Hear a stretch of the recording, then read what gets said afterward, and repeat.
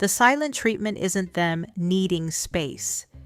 It is a calculated test to see how far you will degrade yourself. When they go quiet, your brain panics. You double text. You apologize for things you didn't even do. You literally hand them the keys to your nervous system. That is exactly what they want. They are feeding off your anxiety because your panic is what gives them power. So how do you win? You starve them. You match their silence with chilling, absolute indifference.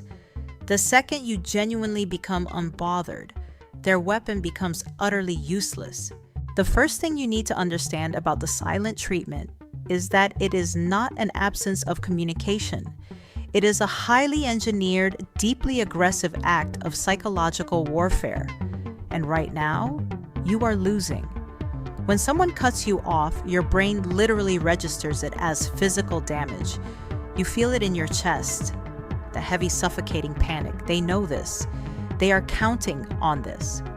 But in the next 7 minutes, I'm going to show you exactly how to flip the script, neutralize their power, and make them regret ever trying to play you. Picture this.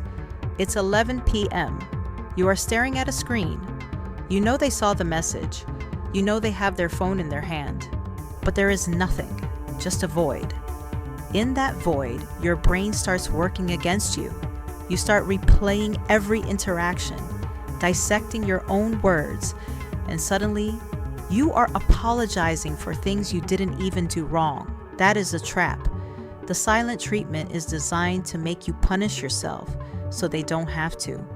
It forces you into a state of emotional starvation, waiting for a breadcrumb of validation. If you send that double text, if you call them 3 times, if you send the long paragraph explaining your feelings, you are handing them the keys to your nervous system. You are telling them, your silence controls my reality. Let's stop doing that right now. Here is the first move you make. The first thing you do is completely counterintuitive. You have to kill the panic and drop the rope. Think of a tug of war. They have suddenly let go of their end of the rope, hoping you will fall over into the mud. You are scrambling, pulling harder, trying to force tension back into the line. Stop pulling. Drop your end of the rope. When they go silent, they expect a reaction. They are literally feeding off your anxiety. It gives them a massive, quiet ego stroke to know they can alter your heartbeat by simply doing nothing. So, you starve them of that reaction. You do not ask if they are okay. You do not ask what you did wrong. You match their silence, but you do it without resentment. Resentment shows you care. Resentment shows they hit a nerve. You respond with the one thing manipulators fear more than anything else: chilling, absolute indifference. But here is the uncomfortable truth you have to swallow right now. To do this, you have to accept the risk that they might actually walk away. If you are deeply terrified of losing this person, you will never have the leverage to survive this game. You have to make peace with the silence becoming permanent.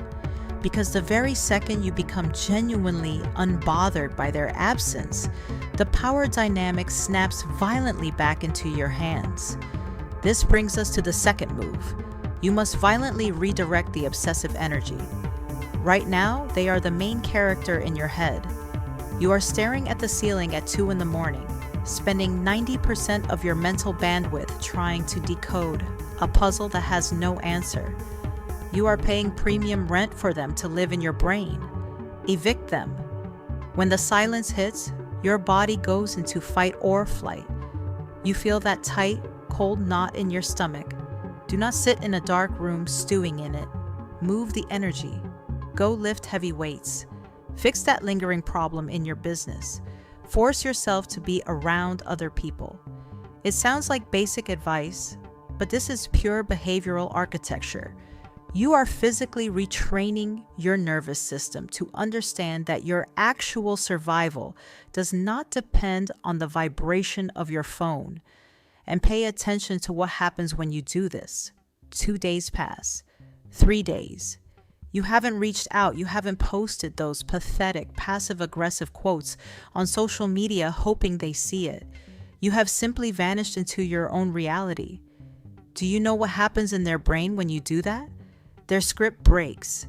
They threw the silent grenade and you didn't even look back at the explosion. Suddenly, the silence they weaponized to punish you starts to suffocate them. They start wondering who you are with. They wonder if they pushed it too far. The exact anxiety they tried to inject into your veins has just rebounded directly into theirs, which sets up the third and final move, the execution of the return. Because they always come back, unless it's a total permanent bridge burn, the manipulator always circles back to check their traps. It usually happens when they sense you are finally moving on.